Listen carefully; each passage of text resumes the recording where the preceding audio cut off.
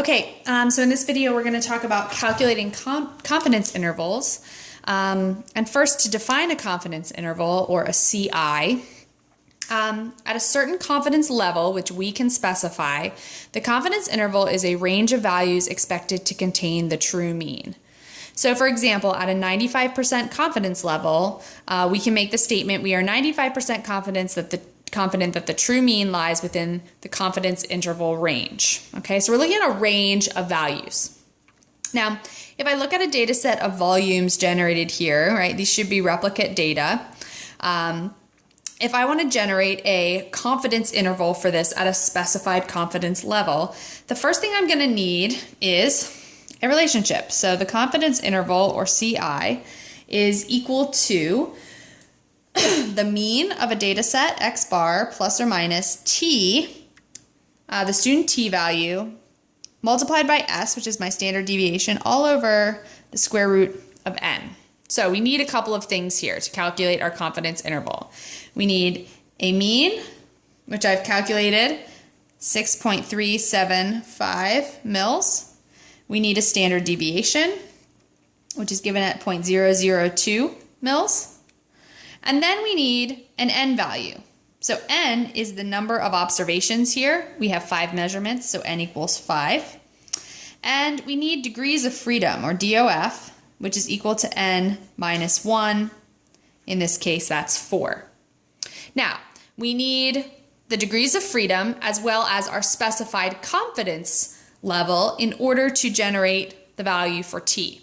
And in this case, the value for t is going to come straight from table 4.4 in your book. So I recommend having your book open to that page and having your calculators out. Okay, so we're going to generate a confidence interval at 50% confidence level and 95% confidence level. And we're going to compare the two. So the first thing I do, right, is set up my CI is equal to my mean, 6.375 mils, plus or minus t. Now, I'm going to look t up in the table. I'm going to go to my 50% confidence level and down to 4 degrees of freedom, and I should get a value of 0.741. I'm going to multiply that by my standard deviation, and then I'm going to divide that by the square root of my number of observations, or n. Oops, sorry, 5 in this case, okay? And when I get that, I should get a confidence interval of 6.375. Remember, this is a range of numbers, so we want to include our mean, plus or minus 0.1237, all right? Which means my ultimate range, if I subtract this value from my mean and I add this value to my mean, my ultimate range becomes, let's see, 6.374 all the way to 6.376. So these are two ways of representing the confidence interval. Remember, it should be a range.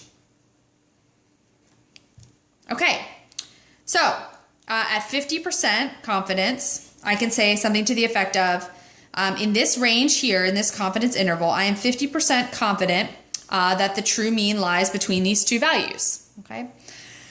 Now, if I do the same thing at 95% confidence, my calculation is going to look exactly the same, except my t value is going to change.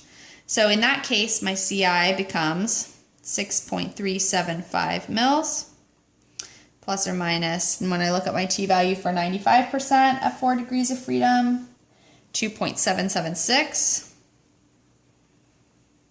My standard deviation stays the same. My number of observations stay the same.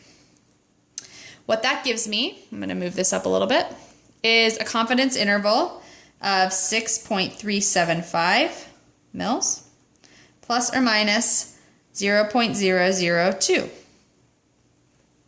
And so when I write it a different way, just as I did up top, that can go from 6.373 mils to 6.377 mils.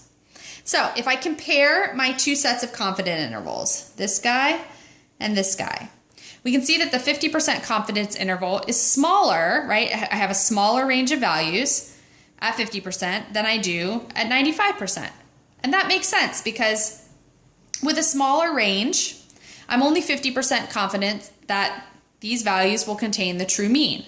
But with a larger range, like the one that I've calculated at the 95% confidence level, I can say I'm 95% confident that in this bigger range, I will be able to find the true mean. Okay, so just a background on calculating confidence intervals. We'll use this again in example 1 of our t-test.